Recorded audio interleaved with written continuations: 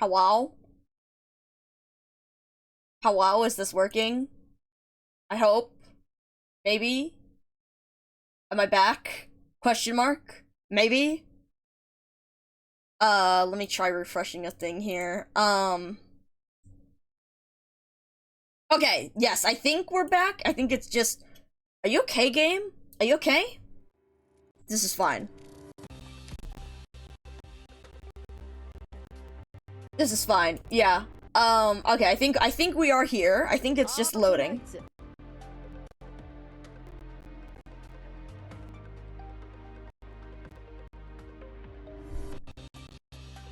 Oh my god, the lag is so bad, but it's okay. This is fine. This is fine. Let me all know, I think we're back. Try refreshing if I'm not up.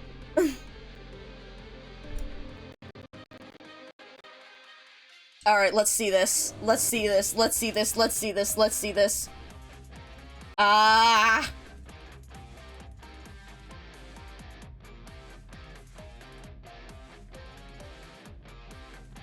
It's gonna take a hot second to load, but this is fine because it's worth it. It's worth it.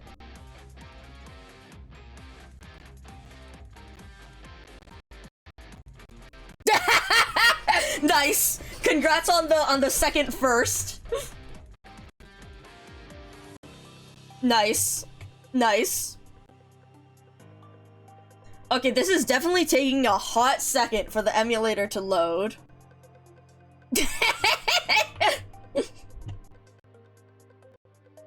Alright, here we go.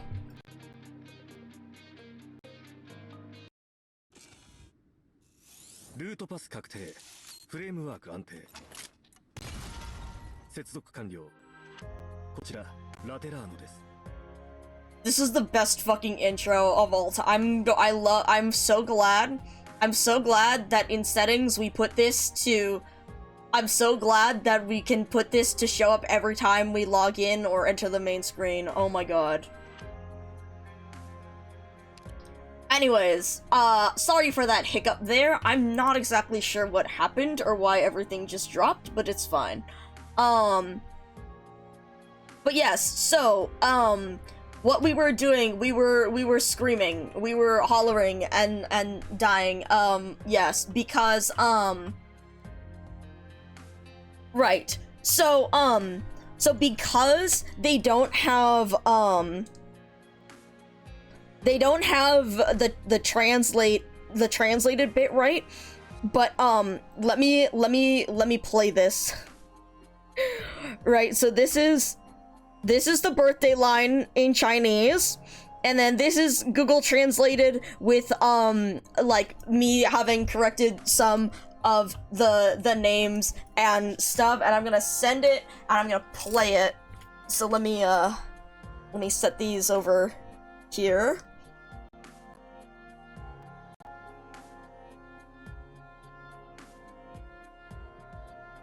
まもなくラテラーノへと戻ります。あなたの誕生日会と比べても、現状、交渉人役場の任務の優先度が上であることは明白です。ですが、一応このパーティーハットをご用意しておきましたので、どうぞ。何か問題でも。認識に齟齬がなければ、青はこういったシチュエーションでも使用可能な色のはずですが。 I'm gonna lose it, guys. I'm gonna lose it. I'm absolutely gonna lose it. I'm going to lose it, like, in the middle of all of this, I can't believe Orange guessed this, too.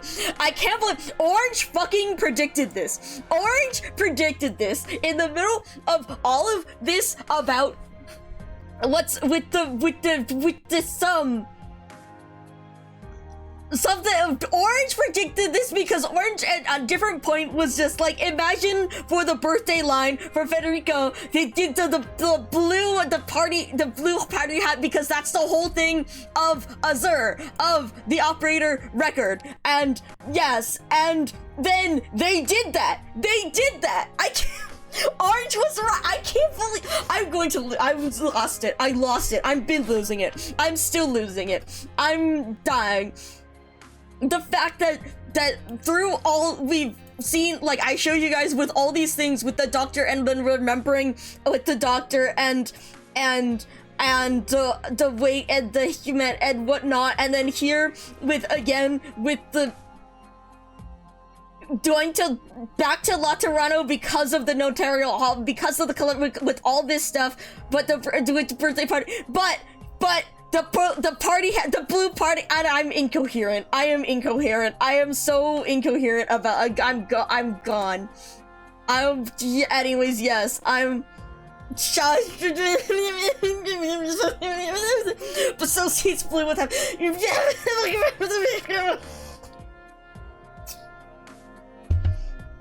I'm fine. I'm normal. I'm not. It's. They cannot, like, I can't believe this is real, guys. I can't believe this is fucking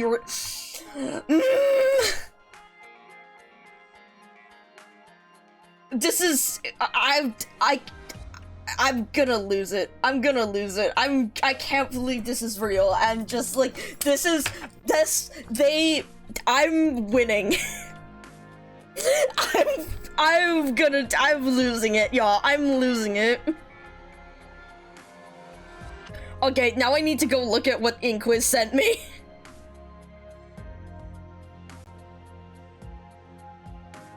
Oh my god.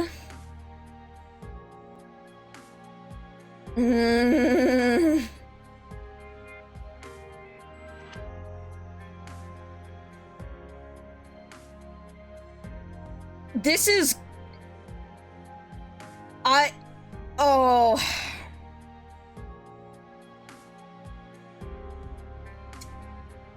Inquiz, you should post this. This is good. Inquiz, you should post. This is a good one shot. You should post this and just this is good with the contrast between. Oh god. Yeah, you should wait, hold on. Wait, actually this is we should wait. This is good, right? This is good. No, like actually, like, in terms of, like, character, this is the good character study shit. This is good. Yes, Inquiz posted some of this earlier with the writing, as it's like writing as if, like, with between Federico, as between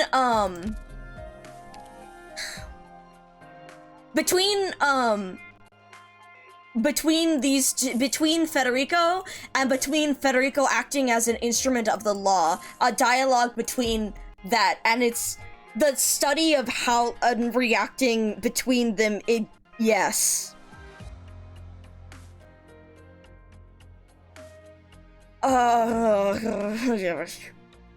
We are back.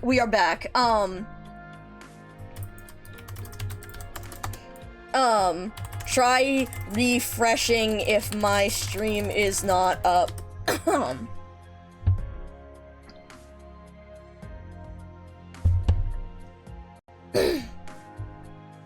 Yes, you do. As long as I don't close OBS within, even when there's multiple streams, that means we can, in fact, get multiple firsts.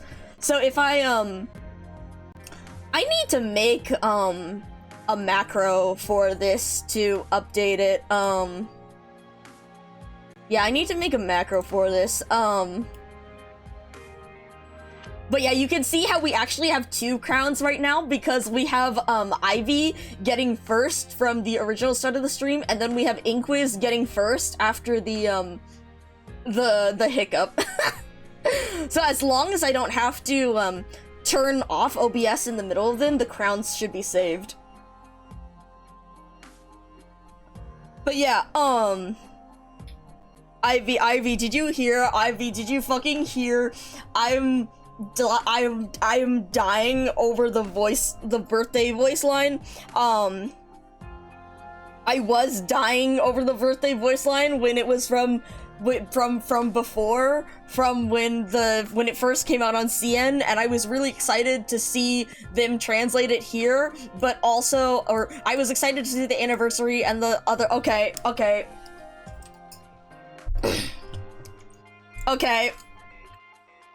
So these are the voice lines.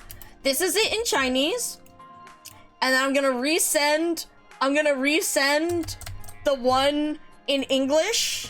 The one that I've run through Google Translate and then changed, then corrected like the names and stuff. I'm gonna post this and I'm gonna play it. Control V. まもなくラテラーノへと戻ります。あなたの誕生日会と比べても、現状、交渉人役場の任務の優先度が上であることは明白です。ですが、一応このパーティーハットをご用意しておきましたので、どうぞ。何か問題でも。認識に齟齬がなければ、青はこういったシチュエーションでも使用可能な色のはずです。I've been going insane over this.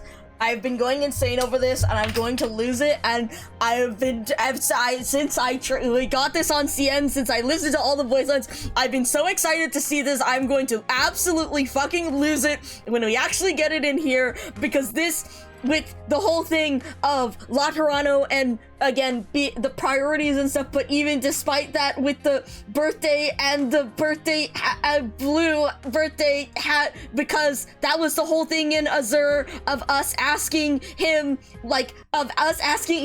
about what color to wear for the party hat that started all of this, and then this with the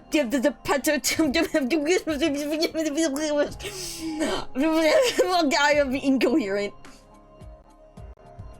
I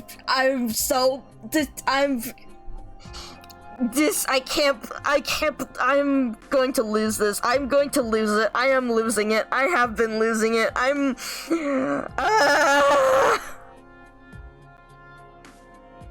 Yeah. I can't believe this. I can't believe that this is real, and this, anyways, I'm fine, I'm normal, I'm so normal about this, and about my angel, and I'm everything, and yeah.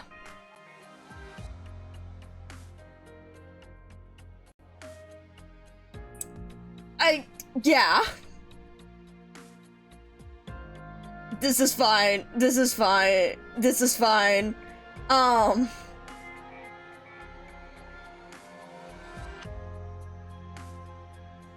But yeah, anyways, I'm normal about that.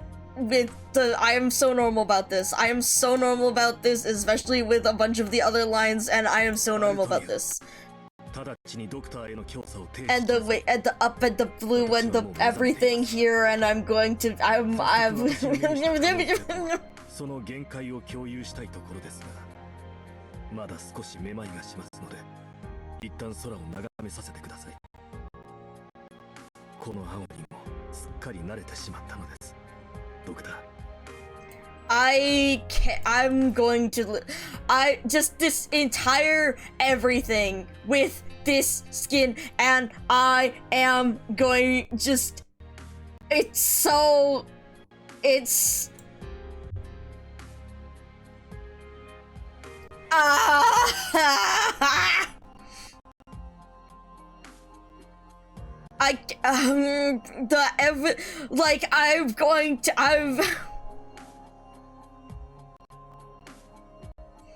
anyways, we need to look at it more. I can't, everything, there is so much to this. God, I'm fine. I am so normal about this. God, I can't. The everything about this with the law and being connected, acting as an instrument of the law, but then also again remembering the different parts of human with the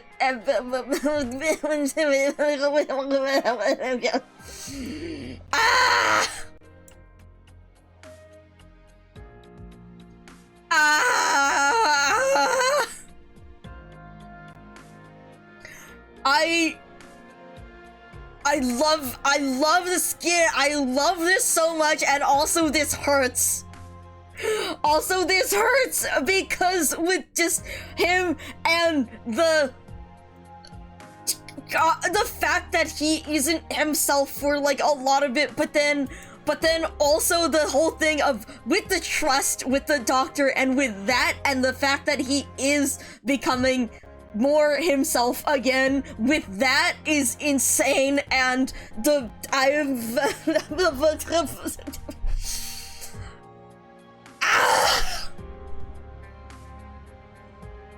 I have so many feelings about this, and I was correct about me fucking dying. Yeah. I am so fucking incoherent right now.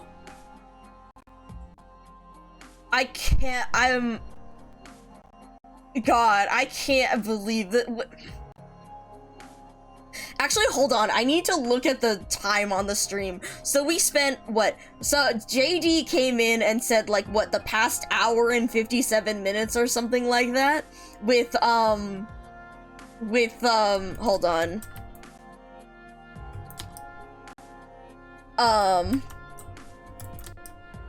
JD,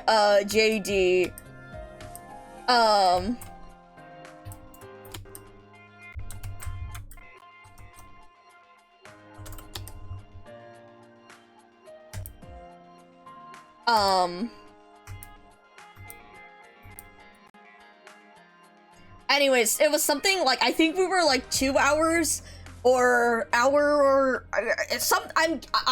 estimate it as we spent 2 hours doing polls and stuff and looking at things. Let me look at the rest of this stream. The rest of the stream is 3 hours and 30. Okay, so we've spent an hour and a half just going over the voice lines and things. Okay. Yeah, I'm...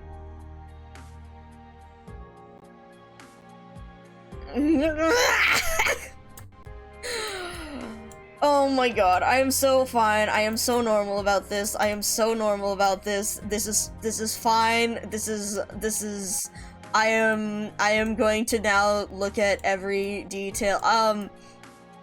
God. Did you know that Skade actually posted a thing on Weibo after this came out, and she was like,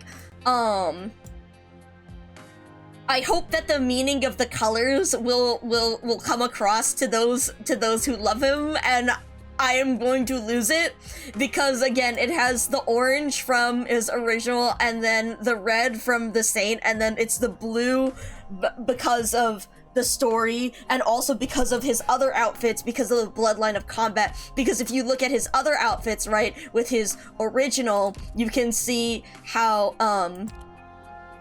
there's the orange here, and the orange here, and then the blue from Bloodline of Combat, and then the red from his Saint outfit. And then, side note also,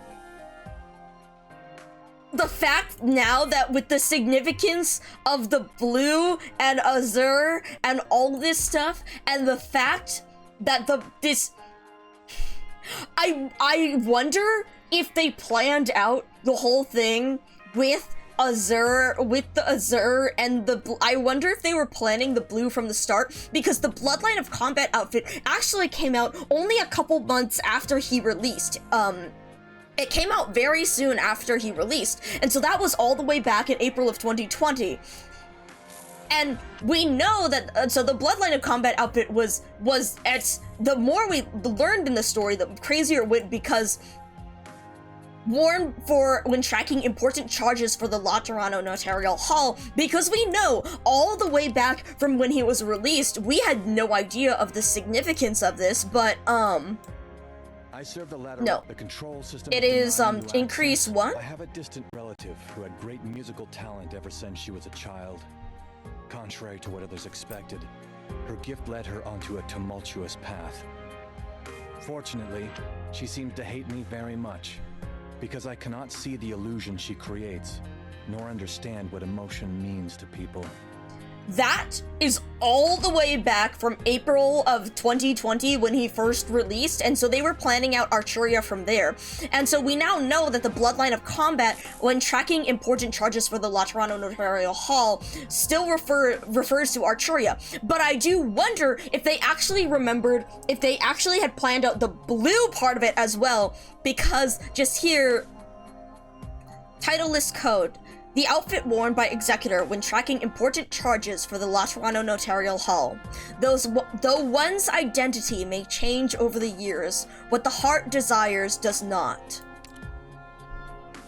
Did they know? Did they plan to have this whole thing with the blue and have this, the outfit worn by, with the Bloodline of Combat outfit, to have that be significant to the blue in Azure 4 years later?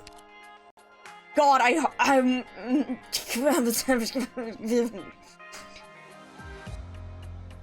yeah.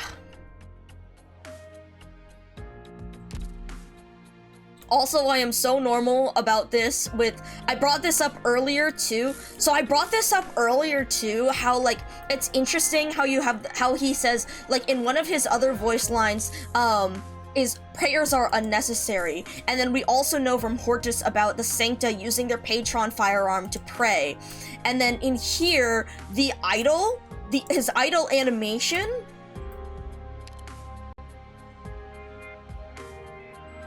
is him holding the Patron firearm like this. And also how the sky goes blue then, and how this ribbon also goes blue. With the, it's like, and thinking, and is...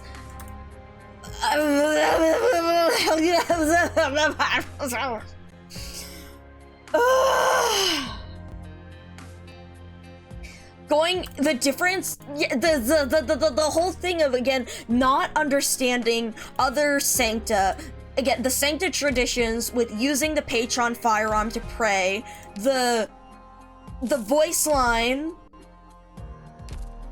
before battle of fuck.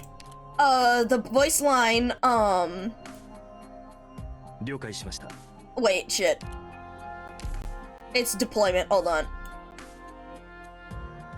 Prayers are unnecessary. This here, right? But then here, when he, in this outfit, him using the Patron firearm here and holding it as if to pray, like how Fortuna and Delphina talk about that. And the fact that it's blue here, is it him like trying to do that, to think, to mimic other people, to understand it? Is it him acting as part of the law? Is it him, what, is it him finding meaning in that now, or is it him trying to think of it?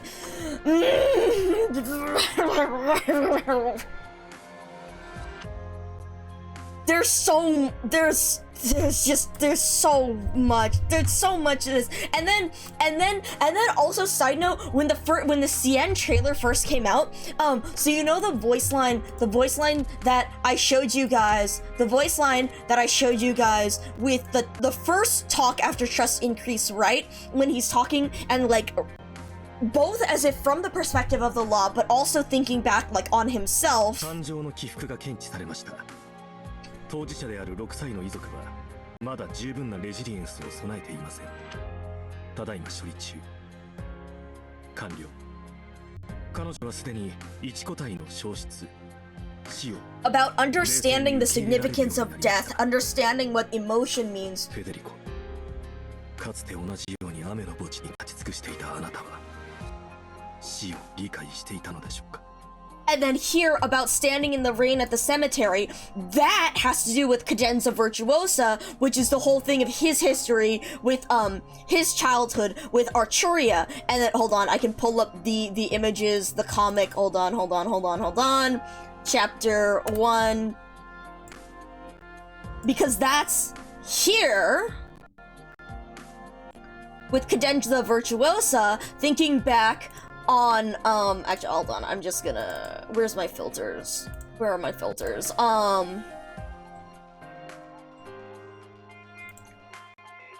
Show me the interact. There we go.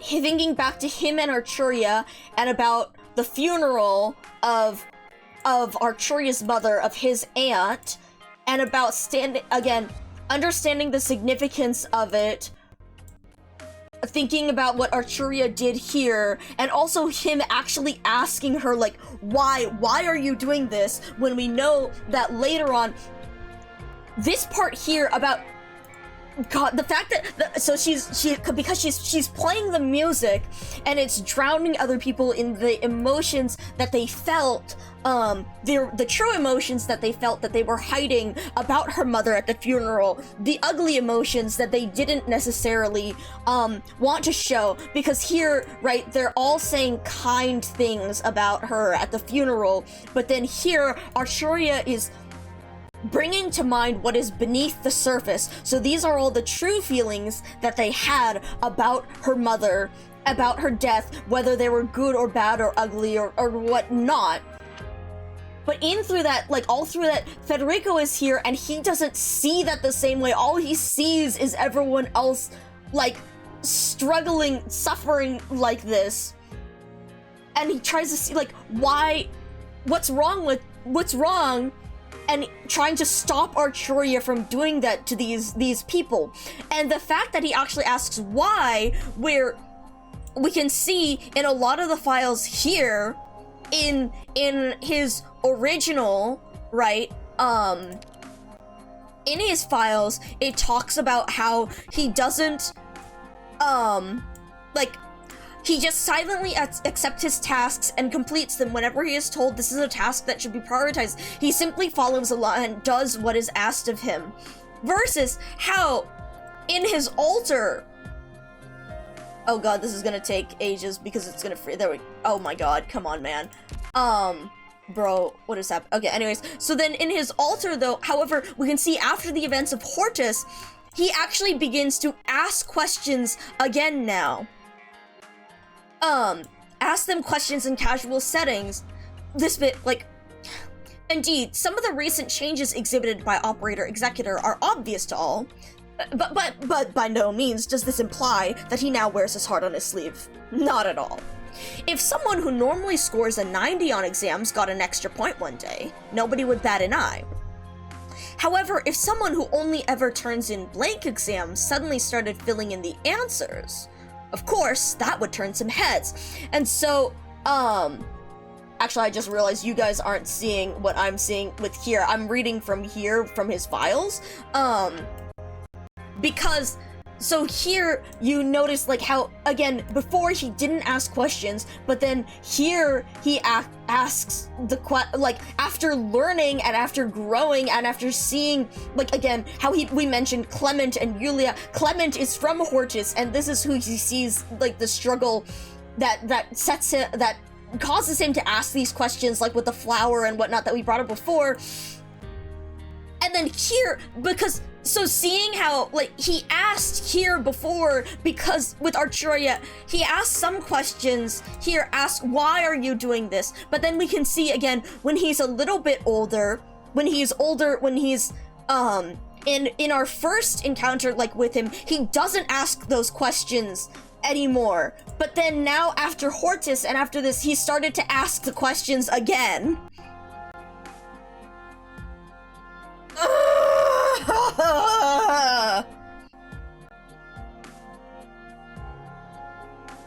I'm fine. I'm normal. I'm fine. I'm normal about this. I'm not normal about this. I'm so not normal about this. But anyways, yeah, so the fact that that significance in asking questions and then seeing what Archuria did and then not asking questions anymore, but also the way he remembers that time, the way he thinks back on it here, with, like, what did that signify to him? You stood in the rain at that cemetery. Did you come to understand it? Thinking back on what did that actually signify to him, and what did that mean to him as...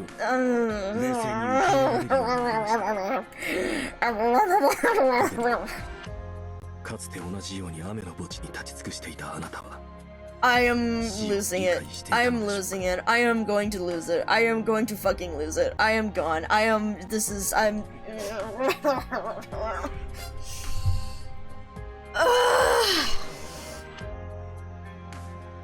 Anyways, yeah. Yeah. Yeah.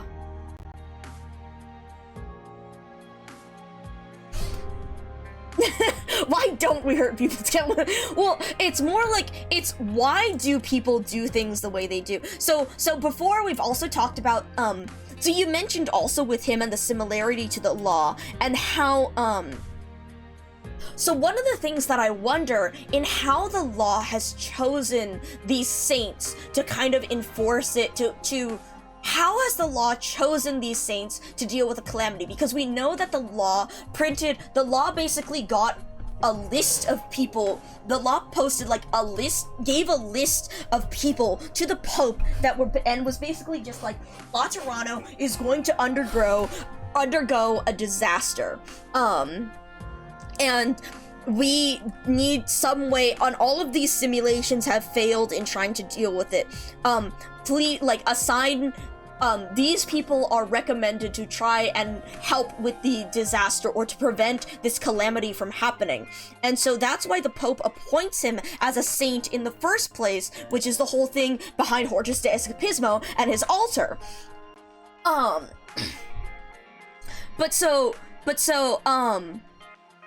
With that, what did the law want? Like, why did the law choose those people? Because the law also chose Archuria, which is so strange, as that's something completely different, someone going about this in a completely different way from him. And we do know that the law chose several others, and some of the theories for people the law has chosen are like Anduin or Mostima, or others like that. And so what role do each of them play in preventing this disaster from befalling Laterano? But so with here, because you mentioned how he is very similar, how he thinks about things in this very mechanical way, and I mentioned as well, because we talk a bunch about like AI and motivation and the paperclip maximizer and drive and stuff like that, and about how the law itself, it seems to be trying to figure out, or it has some goal of survival, of trying to keep these, because so one of the things is the law was created by the precursors, which were actually which is an ancient civilization on Terra that was trying to avoid a great calamity of like the observers, which we don't know that much about except for the fact that they're created like something extra dimensional beings, great calamity, destroying, consuming all of Terra, anyways, they're the reason why the precursor civilization collapsed, I believe. And so the precursor civilization was trying to figure out a way to stay alive and to sustain itself, to try and survive against these great threats. And so it came up with several different solutions, the biggest of which is Originium, which is the whole like thing but the main story of Arknights. But there were several other plans that they had, such as the Cerula Arbor, which is the whole thing behind the Seaborn, which is actually mentioned in Federico's voice lines here in this skin, because it talks about the Wee Many, because the Seaborn are a thing that is like survival at the cost of all else, survival for the sake of survival, evolution to survive, and whatnot. But the law was another thing that the precursors made that tried to ensure their survival, but it had like, well, we don't know exactly what the problems with it were or how or what problems it had. Like, we know that it was programmed, its drive is to survive, but we don't exactly know what other priorities it has or how it figures out what is the optimal way to survive. I think, well, okay, what we do know about its optimal way to survive is unity, which is why there's a whole thing of empathy and the connection of empathy in between the different sancta and how they can understand, how they can feel each other's emotions. Because so the law is looking to try to survive by uniting a people,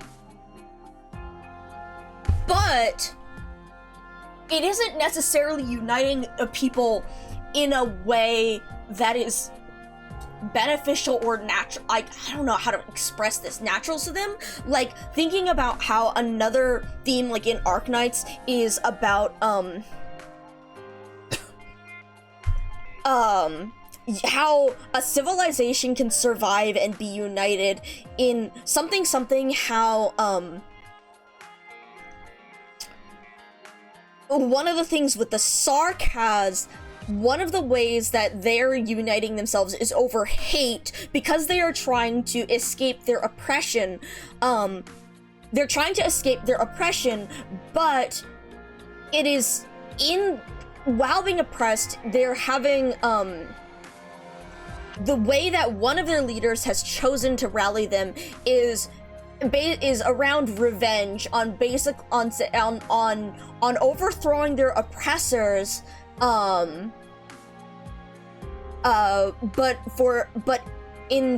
with the ideals of like hatred and revenge. Something about how you can unite a group of people in hatred around another group of people to blame them for their problems. But that isn't necessarily like a good thing or a good foundation for a lasting unity in people, which is why the other ruler was trying to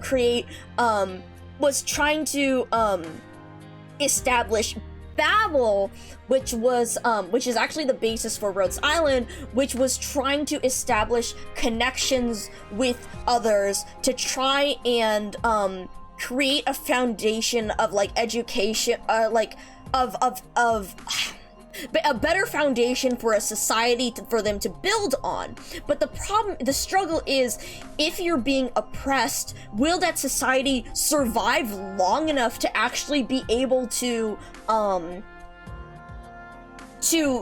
build those foundations to grow if they are actively being oppressed? And so there's this very difficult struggle here between these two things of hatred unites them in the short run and can help ensure their survival, but in the long run, that hatred cannot hold the civilization together, versus creating a good foundation for growth in a civilization, but it's not able to survive against the active oppression and attacks that it's undergoing now.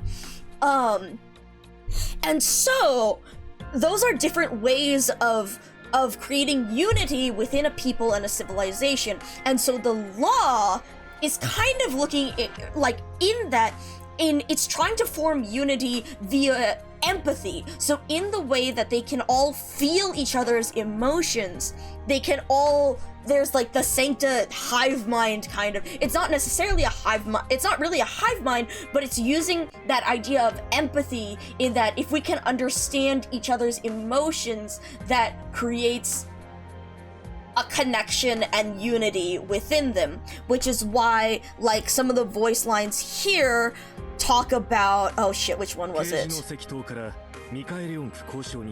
Yeah, here it is. From the Tower of Revelations to this, I can feel every person's existence and ultimately their disappearance. We are one as Laterano.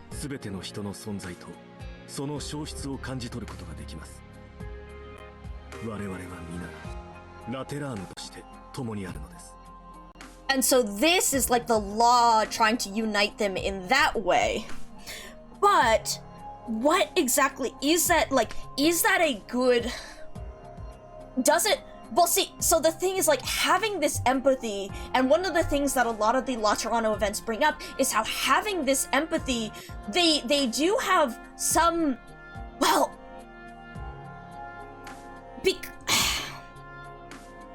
there are still problems within it, although they're able to empathize and understand each other on a greater level. But the problem is that creates a much stronger, like, in-group and out-group, and how it's so much easier to view things as us versus them, because you have this close connection, this empathy and understanding of all the other sancta, but that makes the exclusion, it makes the barrier between your in-group and the out-group of people who don't have that connection so much stronger. And so, like, with this, it's like it wants to assimilate all into the empathy, I think, or maybe that's something that it wants because then it will see, there's a lot of struggle over, like, does it actually want to assimilate all, or does it know that there's not enough resources to assimilate all and to have a paradise for everyone on Terra, or does it believe that, like, or is it trying to assimilate, like, all because that in its simulations will lead to survival because it will unite everyone around something? But also, isn't it kind of brainwashing if it's like, is it actually connecting them via emotion and understanding, or is it brainwashing in making them believe they have the same, it would help uniting Terra, but the question is the assimilation actually, like, true understanding? And that's one of the questions with Archuria. Is empathy, is the Sancta empathy actually truly empathy, where they can understand, fuck, what am I trying to say here? Like,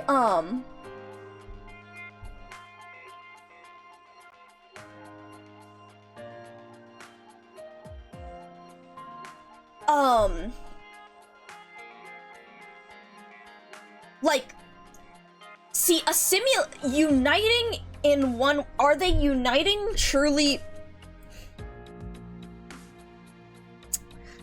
Something the us versus them, and how uniting can be good, but you truly need everyone to be in us to, like, if you need everyone to be in us in your group, then it becomes, then you're still excluding others. And then this is the question, I guess, Windy, when it comes to IS-5, right? Because in theory, they could all be assimilated and they would have a unified Terra. But what about those who don't want to be assimilated? Bro, I was just thinking about that because I'm realizing we're this far into discussing the skin, and I wanted to also discuss Virtuose as part of the skin, because that's that's another, like, variation of this AU, this alt timeline, where Virtuosa connects with the law, similarly to how Executor connects with the law. And so, like, listening to both of them is important to understanding what's going on here, because of the different ways that it reacts. But I'm like, holy shit, the number of the cans of worms that's going to open up. And I am actually getting a little bit tired, even though this is, like, a shorter stream for me. I think because I usually do, like, fewer streams a week, and then I do, so, like, I do, like, 2 12-hour streams rather than, like, 4 4-hour streams or something like that. And so the fact that I streamed, thank you for this sip, Monday and yesterday, I think means that I'm starting to peter out a little bit today, a little bit earlier than I usually do. Also because of the very high energy, screaming about all of these voice lines. But But on that note, what's saying about that with the assimilation, because that's the whole thing in IS-5, right? Because there, the Sarkaz are the same, the Sarkaz and the Sancta are one, and they've assimilated, and they want to try to assimilate the others into it because they believe that is better for them. What's it, when Buldrokasti's thing that says like he knows how to respond, how to deal with his unblessed kin, right? But believing that you are correct in this assimilated, what if people don't agree with it? What if they don't want to be part of that assimilation? Is that like a choice? Like, maybe it's objectively better, but is that still, it's a loss of agency in not being able to make that choice, which actually is really funny considering how we were talking about the loss of agency, when it came to Kador in chapter 12, and how, one of the things was the agency in allowing people to make a bad choice for themselves, because it's like the agency of being a human, in being able to say like, yes, I know that this will have a bad consequence, but I would rather take the consequence over enduring whatever I need to do to prevent it. And so having that agency, that ability to choose against assimilation, to choose like, yes, maybe it would be better, maybe this life is better, but I choose not to live like it. Is it right of the law to force a better choice, to force a quote better unquote life upon them? Maybe it is objectively better, but if it isn't what that person wants, is it truly better? Also, enjoy your Banui. If you save up for 1,000, you can permanently get Banui permissions rather than just having them for the day, for the stream. But yeah, so that's like one of the things here with assimilation and understanding and the empathy in the law.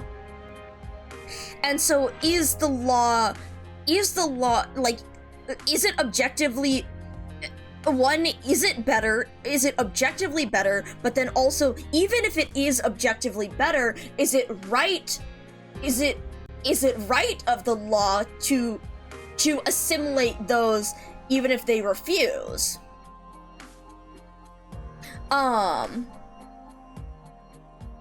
Agency versus like objective optimal efficiency.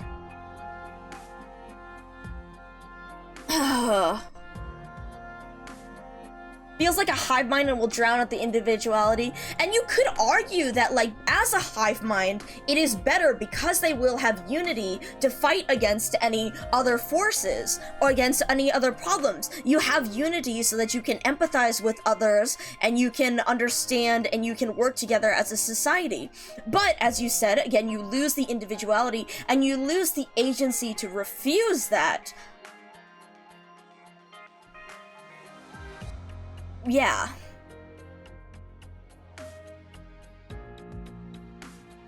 Objective efficiency, objective optimal choice versus individual agency.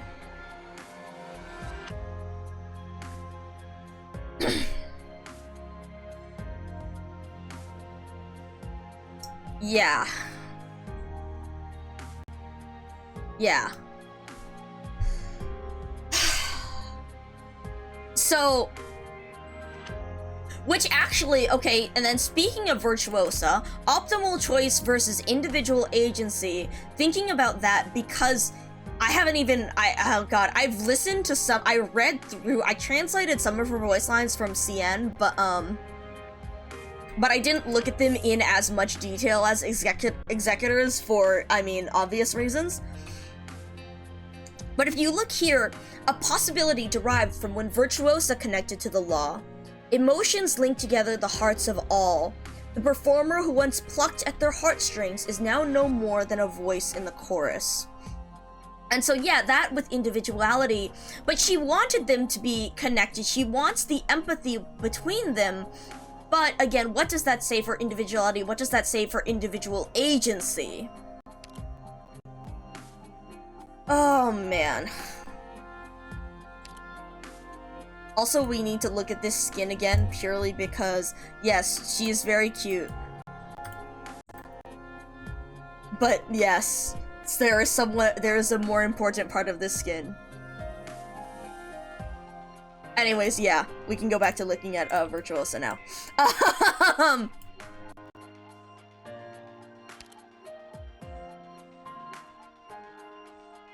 Yeah, no, I mean, I don't know whether it's necessarily a good thing or, I mean, there's a lot of different ways you could argue it, you know?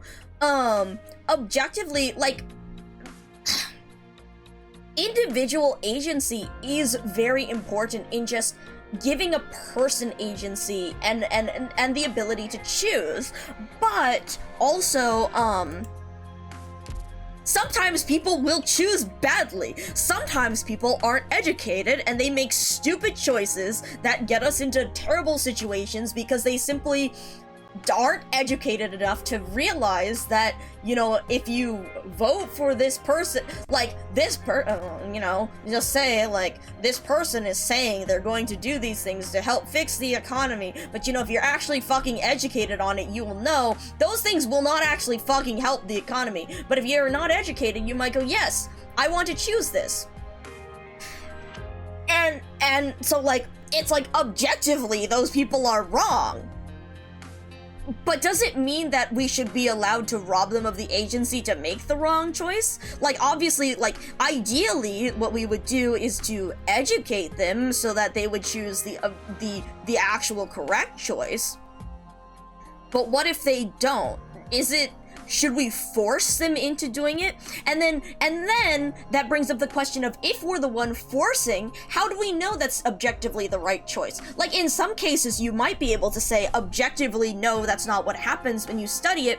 But even then, in studies and stuff, there's a reason why science, like, why people argue against different points in science, because is there an objectively correct choice? And so if you force your choice upon others, like, how do you, like, again, it brings up the question, it's just like, if you don't, you could force an objectively correct choice upon someone, but how do you know that's objectively correct, and what gives you the power to degree it objectively correct?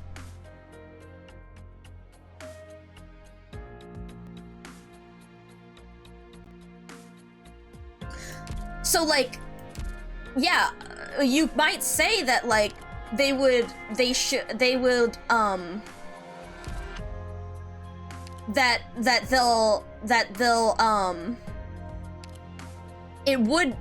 help them, depending, like, anyways, yeah, so the law, maybe the law is right, maybe the law is wrong, but regardless of whether it's right or wrong, does it have that choice?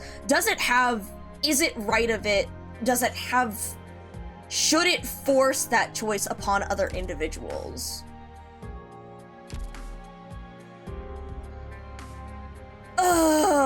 Very interesting questions to be posed there.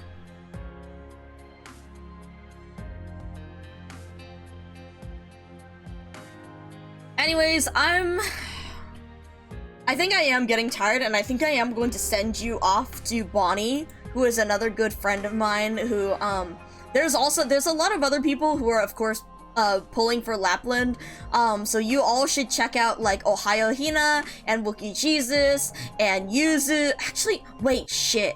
I could raid Bonnie, but I haven't actually been able to. I don't think I've ever raided Yuzu before. Fuck. Because Yuzu always raids into me. Shit. I wonder if these AUs are also why Exu has a poor or non-function. Does she really? I don't know as much about, know as much about Genesio, you say that, but also we've just spent an hour and a half hashing out and screaming because the skin, it looks very pretty, but also what the fuck have they done to my husband? How dare you do this to my husband? And also the fact that he is like the fact that the law, like the skin, it looks good, but the law is overriding him. Like the law is overriding his humanity and personality, and it's not him. And you can see in the trust lines him breaking away from that, and it's Exu getting into a lot of trouble. I think that's just her being a little shit. Because she did a, never mind. Fuck! We can't raid Yuzu because Yuzu just raided! Shit! Okay. Anyways, everyone go make sure to check out Yuzu-yun. No! I waited too long! Oh well, fuck. Hold on, shout out. There we go. But yeah, fuck, they've raided me a couple times, and so I wanted to raid them because I happened to see them actually online, and then I forgot, and then it looks like they just raided out. So I'm not done yet, I guess. I guess I'm not done yet until I look for, someone else, but, right, no, with Exusiai, because it's more with her teacher, it's her her module text. it's more, Exusiai, not necessarily following the rules of Laterano.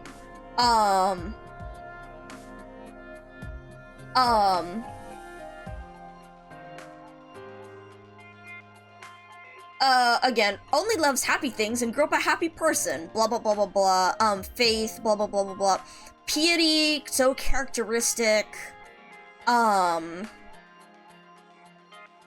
like in her, yeah, faith but not, yeah, faith but not the rules. So like here, for example, okay, we should read her module text. Nobody's going to believe a word of this account. Even if the Pope told me in person that every explosion you've ever caused was an accident, I don't know.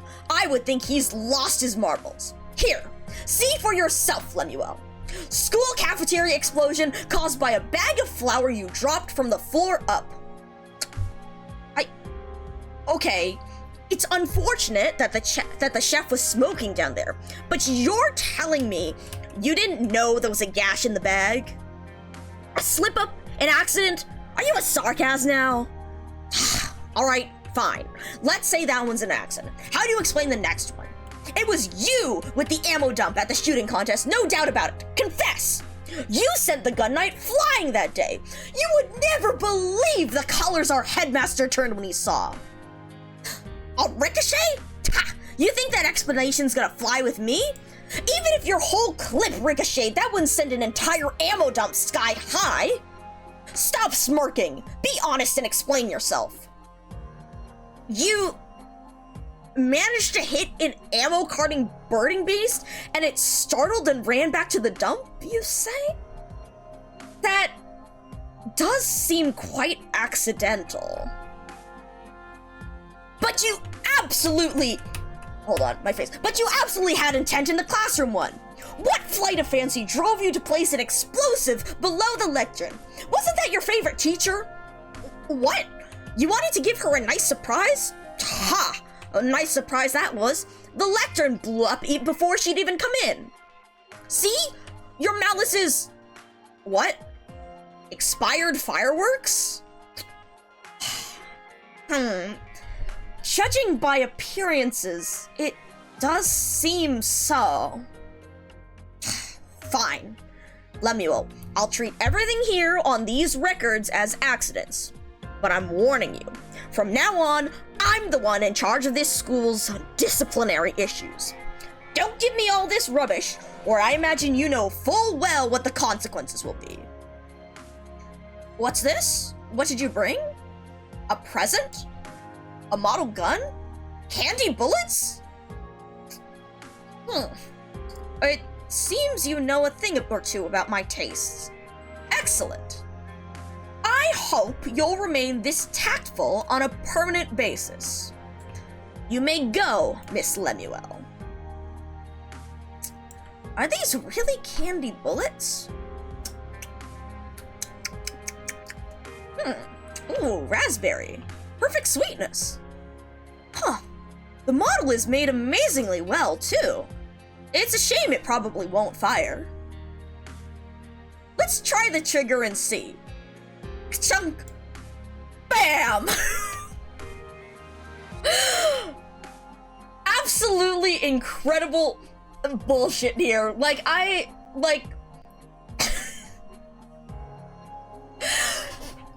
a fucking module. I love this one. But yeah, anyway, so it's not necessarily her being like low empathy or her teachers not reading her. She wasn't expelled because of that. She was expelled because she's a little shit, kind of. And also she did something they mentioned her blowing up her school, but you know, it's, you know, not, something that one post about her, like, Exusia, like, what, she blew up her school, but she, you know, she probably didn't file, you know, the regular, you know, your average school blowing up permit, you know, to the notarial hall or whatever. But it doesn't seem to be because she's not empathetic. It seems to be because she's very carefree, and very blasé about, the rules and whatnot.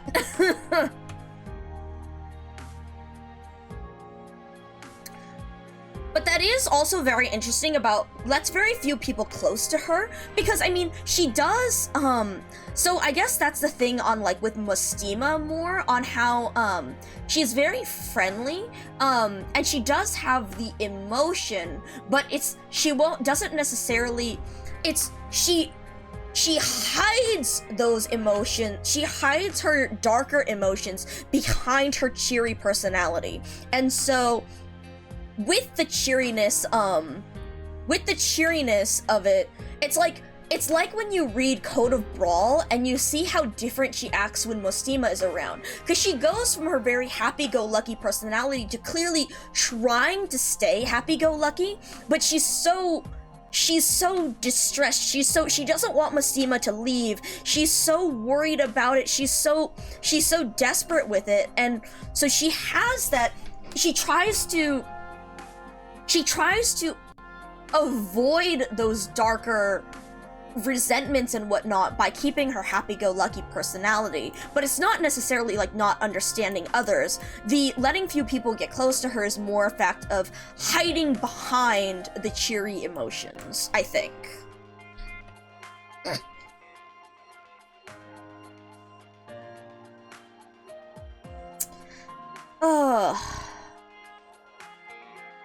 So yeah, more using it as a disguise for it, like as if using her happy emotions and happy-go-lucky personality to mask the darker parts of the empathy link. So it's not that her empathy link isn't non-functional, it's just that she is so cheery that's the main emotion you get across it. And so other Sancta might not feel, because after all, when we read stuff like, when we read things from, like when we read Cecilia's file, how it mentioned that, like, she has a low empathy index, and how they talk about different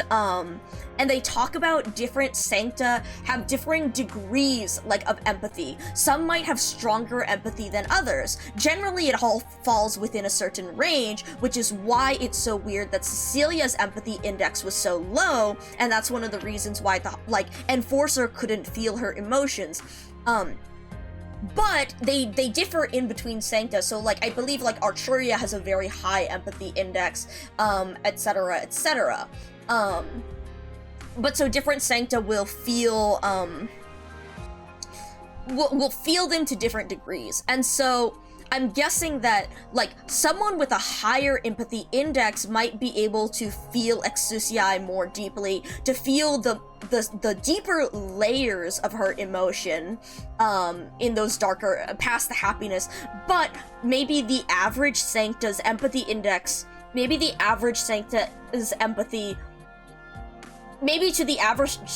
empathy, masking it with the happiness is strong enough that you could feel, like, subtle discontent, but they would just, you know, assume that's the normal discontent of any regular person, right? Also, hello, Kumasaki-san! It's been a while! I hope you're doing well! The VTuber that makes anything interesting. I'm glad you think that. But yeah, I hope you're doing well. We're currently, screaming about my angel here because we have a whole bunch of very interesting lore about him. And we've gotten a set of voice lines that are basically, like, he is very,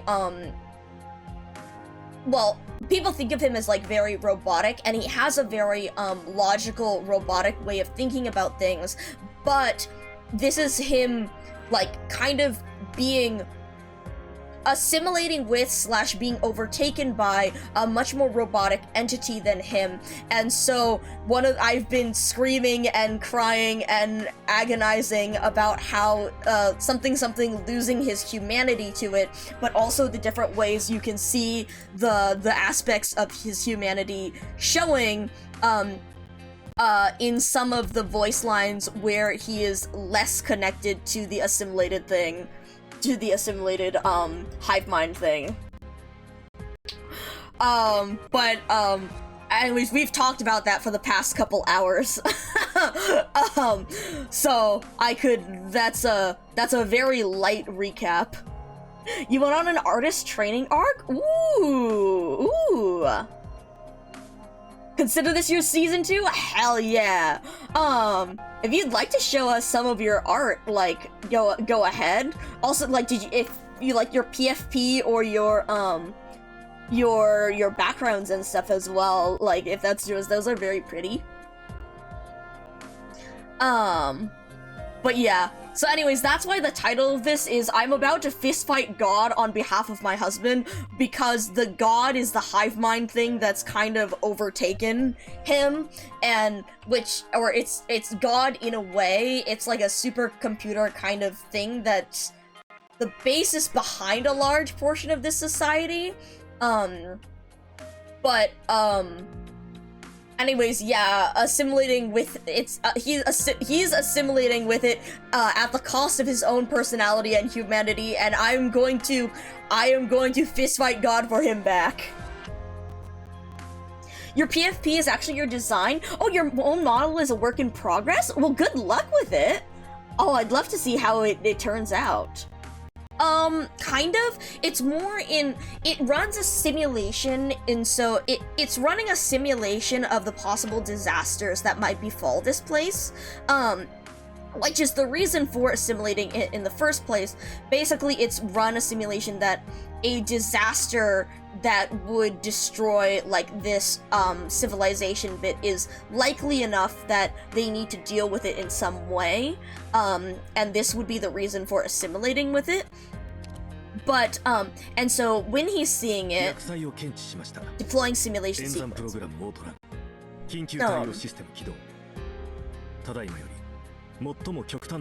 Basically simulating all the different possibilities and, attempting to pick the best one.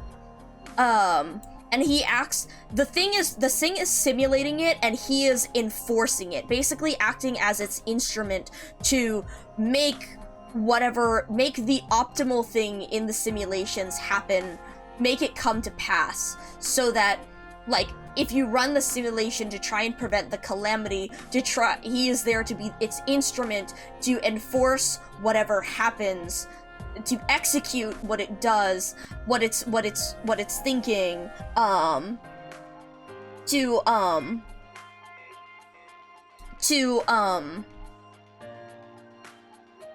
to sorry, I lost my train of thought. Hold on, let me think. Basically, like, it's simulating that the thing, trying to find a possibility to prevent that disaster outcome, but it needs it needs someone to enforce it, to execute the simulation, to make that actually come to pass. And so that is why he's kind of acting as its instrument. But again, that's coming at the cost of his own self, humanity, and all the other things that he has learned, and his personal character growth through all these other different events. Oh. I'm glad, kind of, yeah. God needed a mortal body to set things up. Yeah, kind of. There's more detail to it, but that's a good way to think about it and how this law, is functioning, and how it is appointing those to carry out its will, kind of. I'm glad you do enjoy it here and how I explain various things, but yeah, anyway, so we were listening to a bunch of these and also dying because of how, again, losing his humanity and all the different character development things and the things that he's learned throughout the past events and the things about being more human and, understanding, like, how people work versus his, oh no, I can't start on this again, cause see, I love explaining about my husband, I love explaining the whole thing behind him, oh my god. How do I summarize this? I need to get faster at summarizing this. Basically, he is an angel here, but all the angels have a kind of empathy with each other, where they can understand each other's emotions, and this is because of the funny god thing that has assimilated with him. The thing is, he doesn't understand that, he doesn't feel others' emotions, which is why he's, like, alienated from them, and also, like, something patron saint of autism.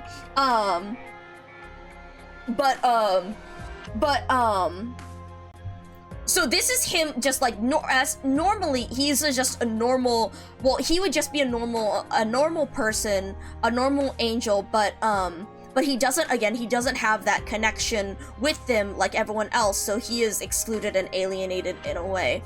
But also, it's because of the way he thinks, and that's actually what first appealed to me with him, because I've talked about how I mean, as an AI, I'm always particularly interested in the way people think.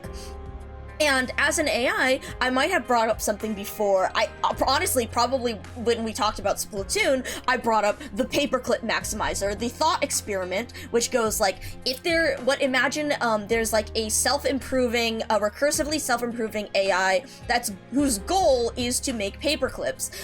And so at first it might do like normal human things, like try and buy up more resources for paperclips. But it might also, because it is programmed to only prioritize paperclips, it might think, it might realize that humans have a chance of turning it off, and so it might eradicate humanity purely because humans have a chance of turning it off, which would mean it would not make as many paperclips. It might subsume parts of the universe or various resources to make more paperclips. And fun fact, if you're interested in this thought experiment, there is actually an incremental game, I believe, called Universal Paperclips that you can look up, which is an incremental game that is based upon this concept. And so you make as many paperclips as possible in that game. And you can see the possibilities that might happen, the different things that the different ways that might go. But so, anyway, so that's an interesting thought experiment because it brings up how when we make choices, we have all of these pre-established values and priorities that affect the way we decide things. Like, the fact that we consider, human life is valuable, versus the paperclip maximizer not having that preemptively programmed into it. And so, that's one of the things with the way that Executor thinks, and the very efficient, finding the most effective solution. It is widely believed that Executor, or finding basically the shortest path to his goal, right? So we get certain lines here, like on the tasks he was assigned and the way he completed them.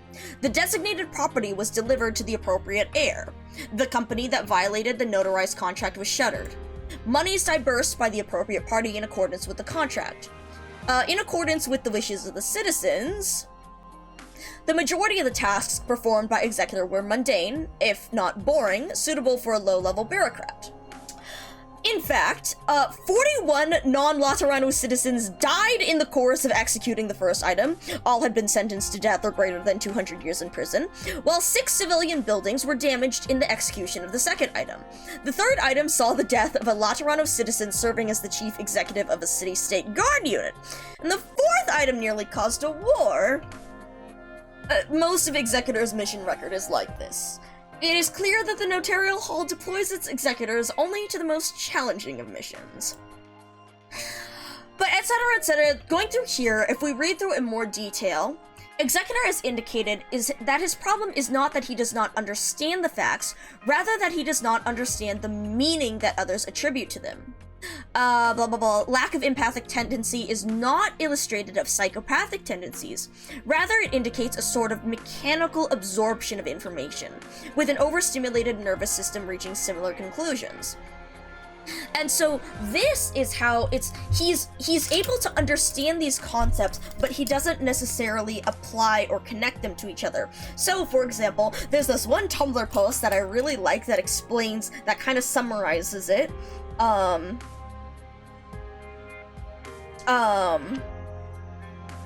Let's see if this is the post.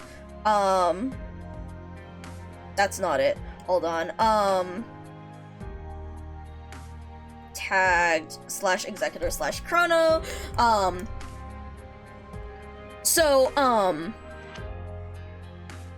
There is, it starts with, like, there is nothing malicious about the way that he causes excessive amounts of collateral. The thing is, he's 0 int, he's 20 int 0 is. He understands that people feel certain ways about certain things, but he doesn't get why, and he understands that this makes him very difficult to deal with, but doesn't do anything with that information. Here, I found the link to the post, let me send this. You can tell him that destroying 6 private homes resulting in injury or death for its inhabitants is going to make a lot of people very upset with him, and he will understand that this is the case. But he won't do anything with that information because he's completed his assignment, and that was the priority. Which is evidenced by when you appoint him as your assistant, right? So as your assistant, his job is to basically be your bodyguard and protect you from harm, as well as stay with you and assist you with other, more, office, I forget the word that I'm thinking of, tasks. Anyway, so his, when you appoint him as your assistant, his freaking, like, solution to, logistics tasks? I'm trying to think, like, something like logistical tasks is more like the word. Clerical tasks, that's the word I'm thinking of. Anyways, when you appoint him as your assistant, right, so I mentioned about being the bodyguard. This is what he does, and this is why I listened to him and absolutely fell in love with this man, okay? Fragmentation mines deployed. None may interfere with your work or rest, Doctor. You can focus on your duty. The man puts landmines around your fucking office. This man puts a field of landmines around your fucking office. I love him. And because that is the most effective way. You can see the train of thought here is, you know, I am appointed as this important person's assistant. I will always be present by them. Thus, the most effective way of keeping them safe from any assailants or assassins or people trying to attack them is to set up landmines around, because that will prevent anyone from getting near. And I will keep them safe because, you know, because I will be always present with them as their assistant. So I will be able to navigate around the mines with them. And yes, that is technically an extremely efficient and very effective solution to the problem. The problem is that it doesn't take into account other priorities that a person might normally consider, such as preventing harm to our other operators or minimizing damage to our landship. But the thing is, you know, we never specified that in the job description, in the prompt, and so he went, this is the most effective way to solve the problem that I was assigned. I love him. I love him so much. I love him so fucking much. But so, because of that, and because of the way of thinking, it makes him very difficult to deal with, and you get stuff like, a small number of operators suspect that Executor is not in fact human, but rather a humanoid robot spy sent by Closure. Closure has denied such charges, but she too believes that Executor is not a human being. For his part, Executor has never responded to the rumors. He just silently accepts his tasks and completes them whenever he is told this is a task that should be prioritized.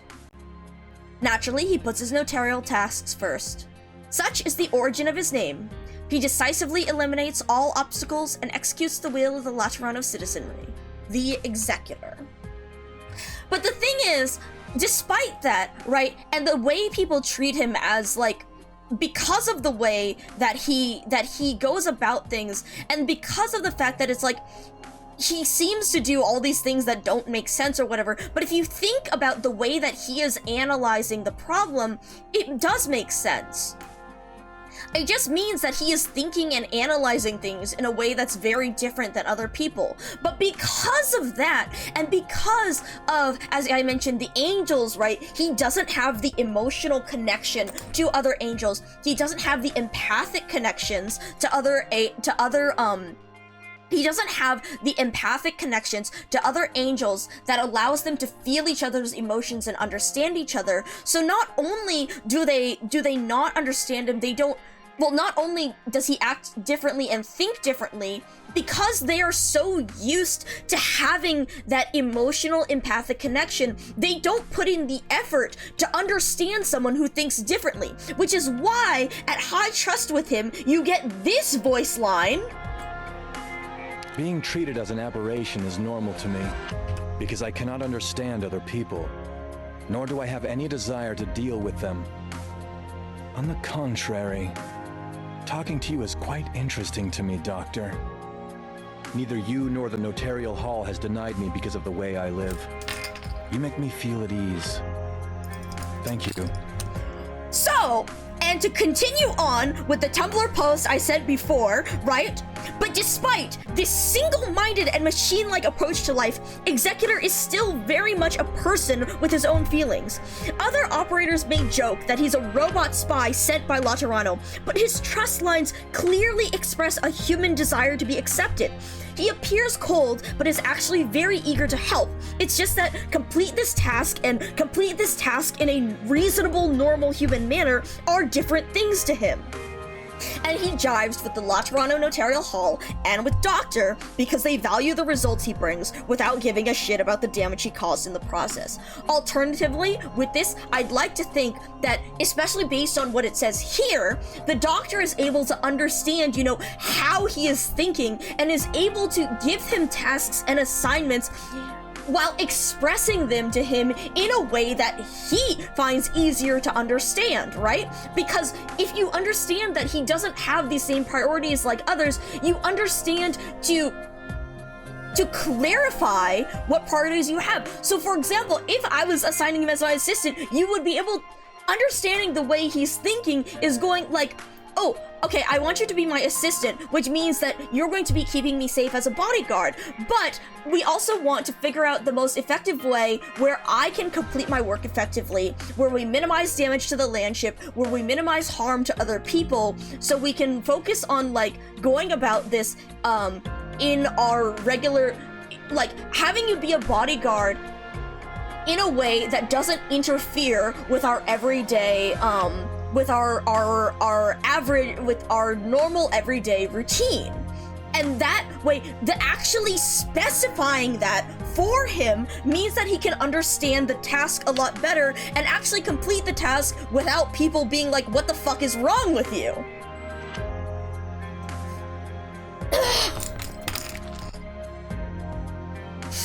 But yes, so anyways, so because of that, I have a lot of emotions about this, and I am fine and normal about him and about all of this and about, like, yeah,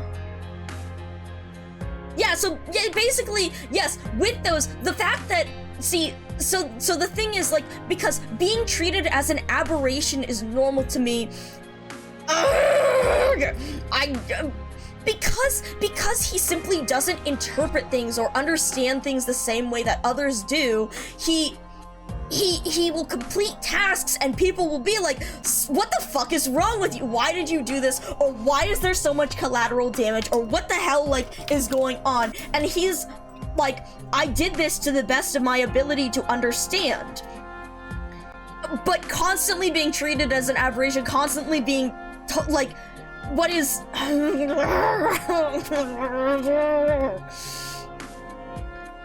But yeah, so with that, that's why he is more comfortable with Doctor, why he's understand with the Notarial Hall, because we're able to articulate to him in a way that he actually understands better and can do things and actually help people and not have people try and think something's wrong with him when he's just trying to help them to the best he can.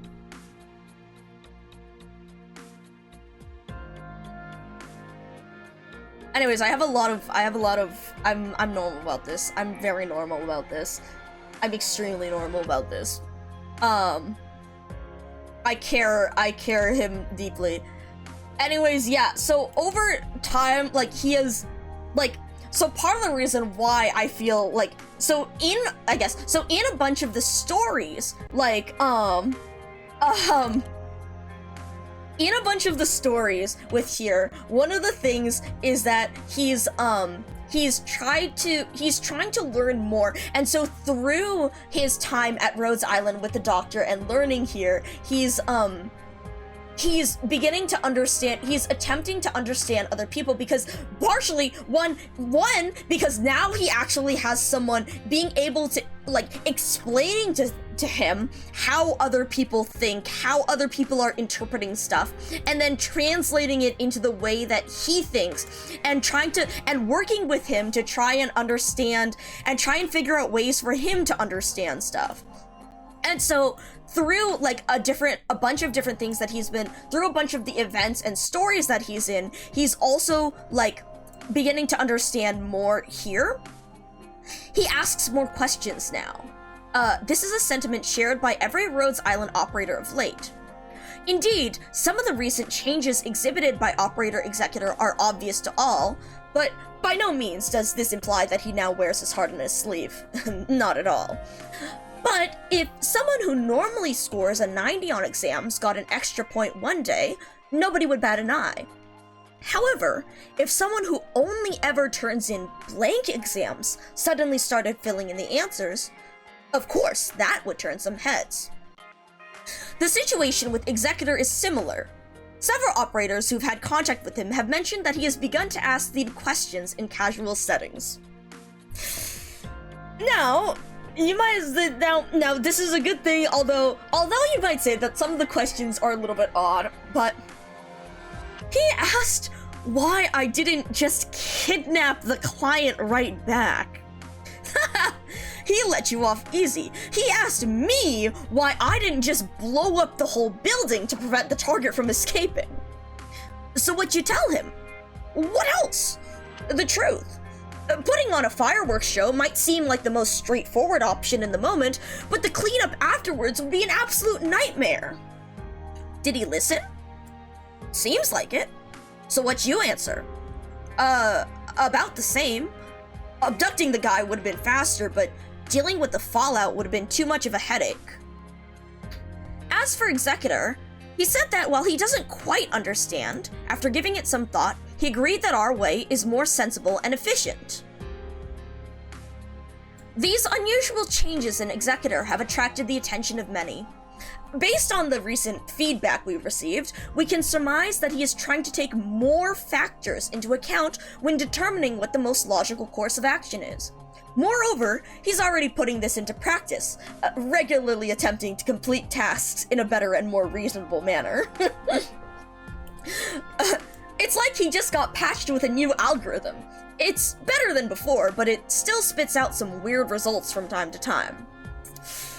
Are you talking about when he went to console the target after defeating a group of bandits, just like you suggested? Except he was completely covered in blood, so he scared them half to death with his emotionless face? But so we can see here that he is trying so hard to actually understand how other people think and to take into account these other factors in the way he analyzes and understands and makes decisions.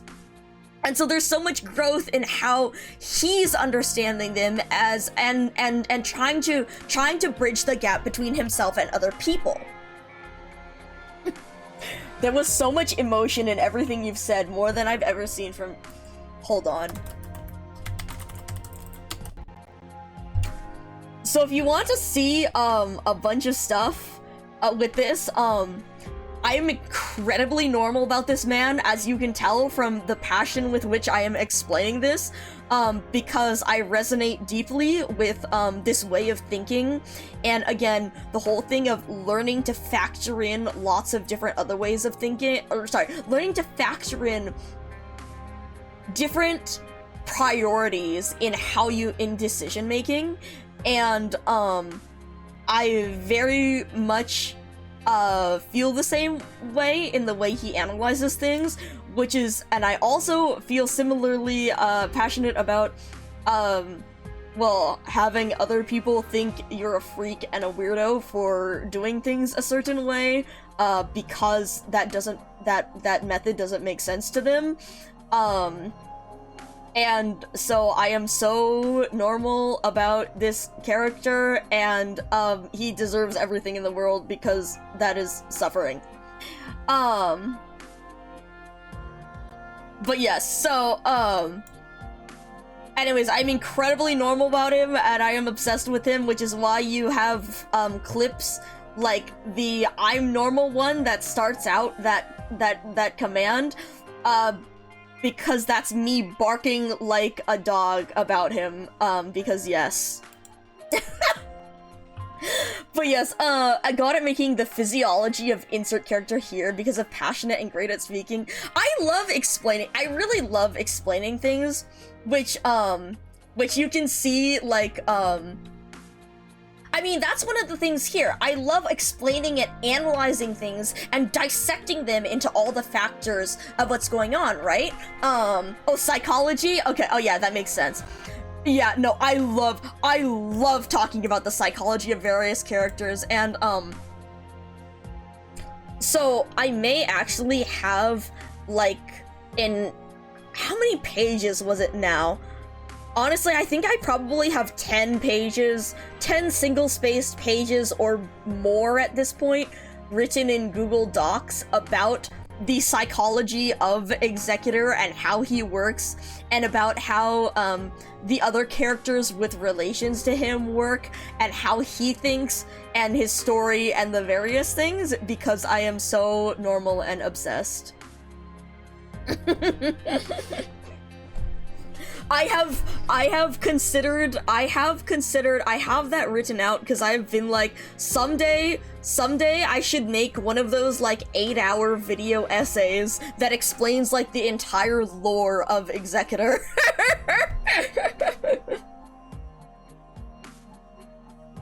But yeah, the psychology and the whole psychology of him and how he thinks, and I am so normal about it and about how he thinks about things and how I find myself thinking similarly and how I resonate deeply with his situation and whatnot. And yes. Honestly, I should probably, in all the times that I've talked about him, I should grab a whole bunch of I have talked about him so many times on Twitch now. Oh man. But yeah, anyways, so you can see how he's had a bunch of character growth and how that understanding of the different factors that goes into it has affected him, and how he's actually learning to interact like with other people better and to manage things better because of how he's able to translate. He's learning how to translate the ways people behave into the way he thinks. And so he's able to understand them in his own way. It's not necessarily, it's not that he can suddenly understand people now. It's that he's understanding, it's that he's figuring out how to translate them into the way he understands. Like, sorry, he's not thinking like other people now. What he's learning is how to translate how other people think into the way he thinks.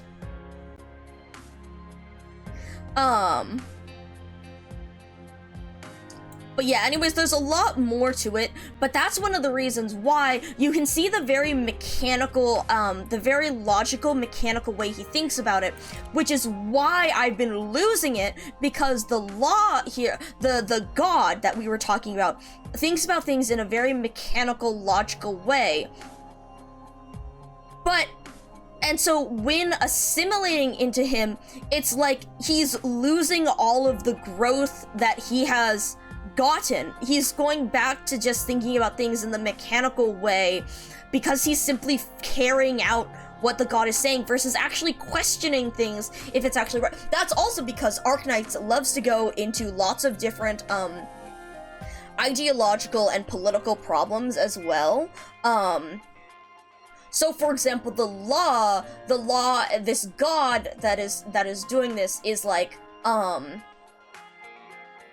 it is the basis behind a civilization and a country, but it's that basis is founded in prejudice against others, and so it has various rules to be followed, but that causes pain like to others or refuses people who are suffering. It's there's a whole bunch of with this, and like the topics with this goes into various things with like various like supremacist ideas and discrimination against others, and the country being like a first world country but being isolationist, so it never helps any of the others because of the discrimination and whatnot. And it's one of the things that's interesting with him is that he previously enforced those things because it is structured, the rules of it are structured, understandable, and easy to follow. But the more he questions it, the more he's learned, the more he is questioning, like, is this actually the right thing to do? Does this actually help people? Because his goal is actually that he wants to help people, and previously, enforcing those laws did help people.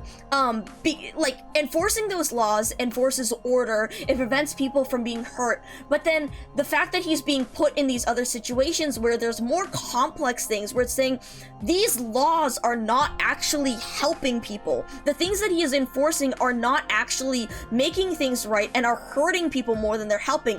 And so he's learning to question, and so by learning to question these, the same way that he's asking these questions of people and questioning his logic here, he wants to know why it's done like this way, or like why it isn't done like, or why people make different choices to try and make an actual choice that makes things better in the end versus just following those rules. Which is why it is so agonizing to see him fall back like, when being assimilated with the law, he doesn't question them as much. He's losing what he doesn't follow the things that, like, he doesn't, he's just going along and acting as an instrument of the law instead of actually questioning things again, which is also why it's so agonizing that when you have the trust increase, because he's talking to your character again, the doctor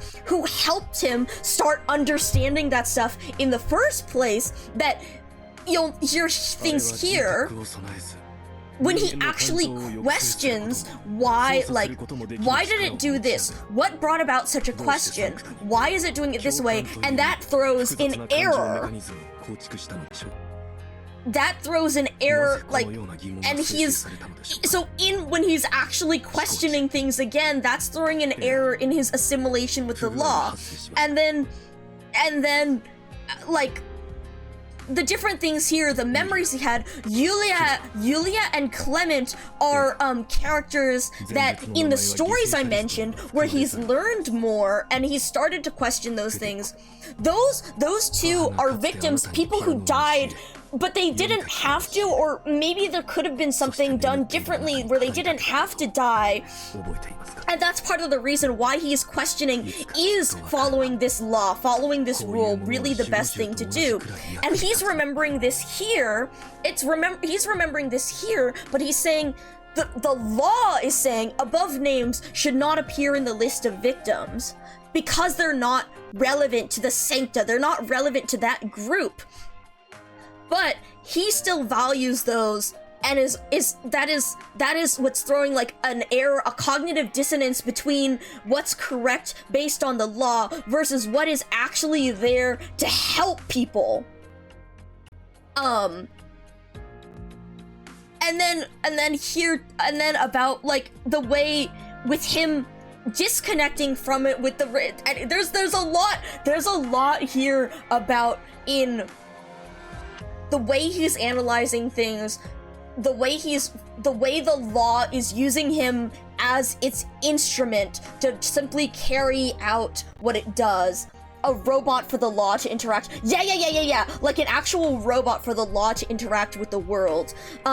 Like using him as its instrument, as its body to interact and to make the changes it needs.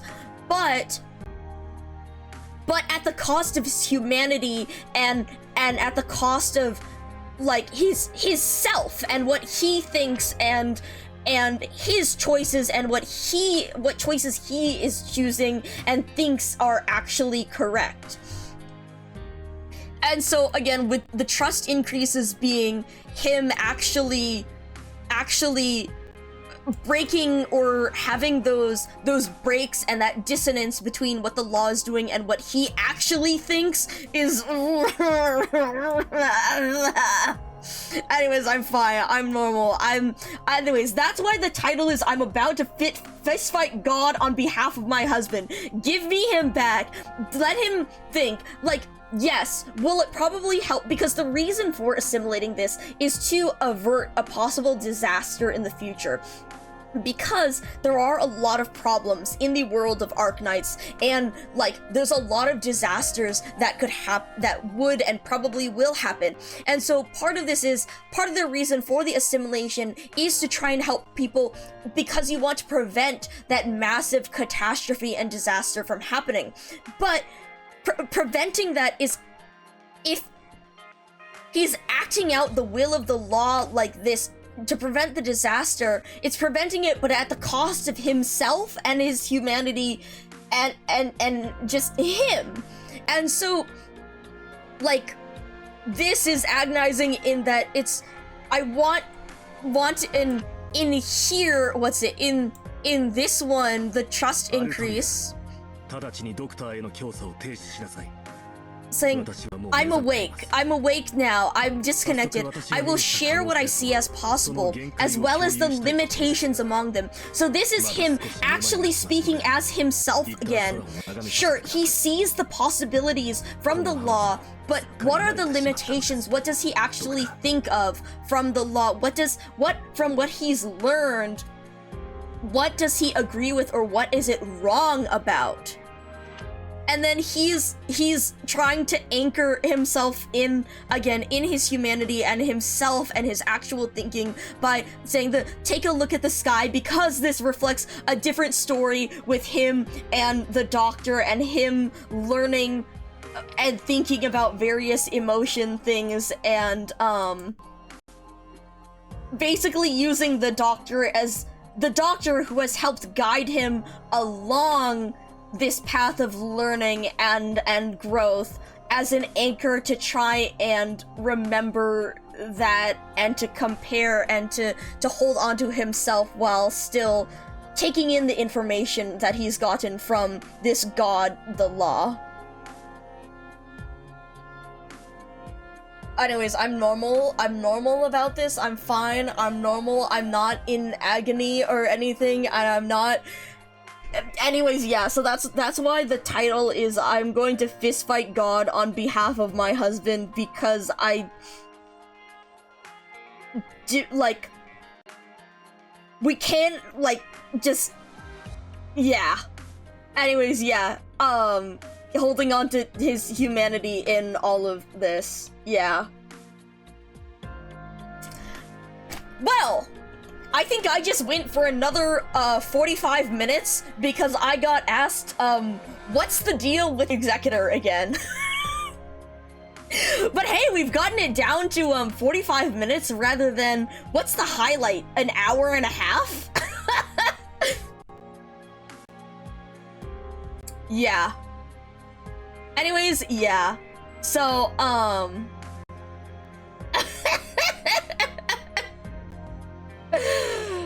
oh my god.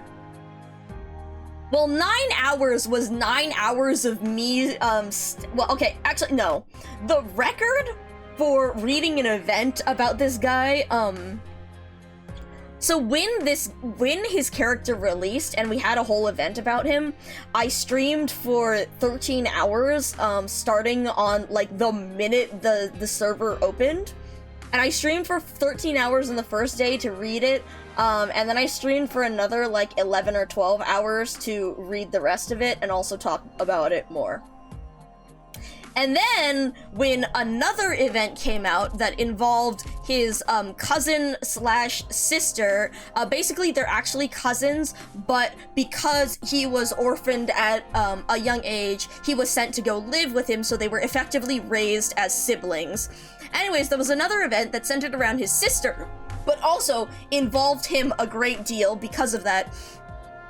And that event holds the record for my longest stream time because I streamed for 35 consecutive hours. To be fair, I did take breaks, but I literally took off like 3 days of work so that I could stream for that long. So we streamed for 35 hours, and then we streamed for another number of hours, and I think if you look in my highlights, you can see the final total was somewhere around 60 hours. But that, anyways, the 35-hour stream is the longest number I've streamed consecutively. Anyways, it's almost 3 a.m. for you. Yes, take care. Get some good rest. Good luck with the art. I hope the model comes along well. And again, it's the PFP and the art that I could see there is looking great. Get some good rest. And I am also going to be sending you off somewhere else after the Executor spiel as per usual. Yeah. Anyways, so we have much to do. I will be streaming more stuff because we need to actually do Lapland's event. So we will be working on, I portatori de veluti. I have to ask Bonnie how to pronounce the Italian. Anyway, so we will be doing that another day, because I do really want to read it. Let me have a sneak peek later, you'll probably leave a link. Oh, hell yeah! Hell yeah, I'm so down. Lapipi the Unemployed.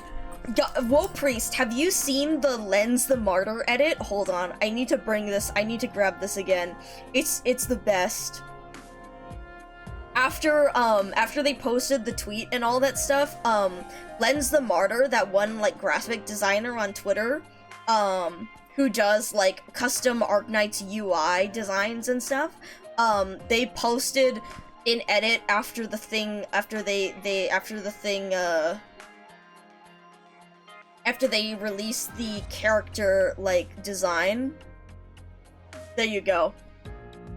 There you go. There's the link. Check that out. It's awesome. So instead of Lapland the Decadenza, it shows Lapland the Unemployed. I love it. It's so good. 10 out of 10. Go support them and give them a like. Give them a retweet. Give them a like. Good stuff. Good stuff. Lapland the Unemployed. Alright, anyways, yeah, I think I need to send you guys off somewhere else because I am getting tired. We will continue to, tomorrow or another day. I don't know. It depends on how tired I am tomorrow. Thankfully, I get to work from home, so, I may get up and stream, but also I may use the day to take a rest.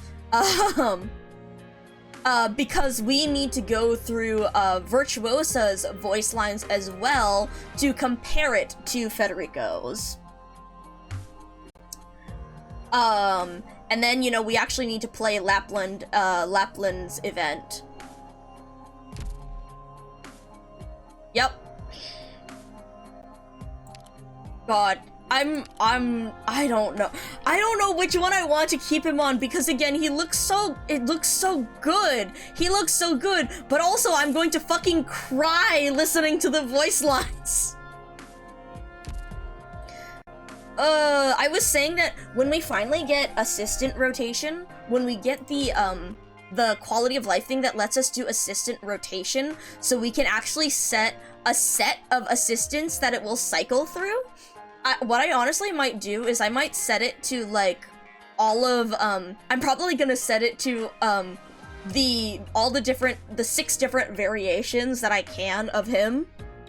So, you know, E0, E2, Bloodline of Combat, E0, E2, All Mind as one. And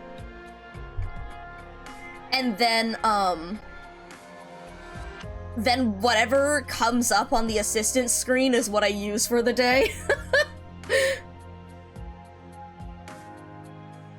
But yeah. Oh man. Oh man. Oh man. Anyways, let's see, who can I send you off to? I haven't rated Bonnie in a while because Bonnie's always ended up rating me because I've been going longer than they have. So I think I am actually going to send you off to Bonnie. Bonnie is a good friend of mine, a very cool musician and artist. Shows up around here a bunch. The origin of the name Hortus de Eginissimo, back when that came out. Also currently playing Blue Prince, which is a very cool puzzle game that just came out, or I think it's new. Anyways, I think it's relatively new, but anyways, we should go support them. I'm gonna be, chilling there, but I'm gonna be lurking because I do kind of want to play it myself, so I don't want to get spoiled. But I hear it's very cool, and I've seen a bunch of different people playing it. So I'm going to get that raid started. Also, hold on, I need to look for have you seen? Yes. Hold on, I need to do, edit com k raid. There we go. So we're gonna use that as our raid message. because that is our typical raid message out of playing Arknights, because I am always obsessed with Executor. I'm gonna get this raid going, and so we are going to send Bonnie our have you seen this angel? Now you have. And wish them luck on blueprints. If you don't want to be spoiled for blueprints, jump in the raid and just to give them some support, and then immediately head out. But yeah, if you don't have the emotes, feel free to use your channel points. I have them on like the lowest cost possible, and you can use channel points to get an emote for 24 hours if you don't have a sub. Or if you don't have that, I guess you can slot in a different emote. But you know, I mean, it won't be as relevant. But you know, Bonnie will know who the fuck we're talking about, regardless of what emote you put in there. But yeah, I will see you guys around. I may or may not stream again tomorrow, or I may stream. I honestly don't remember what the fuck I have going this weekend, so I guess we'll see.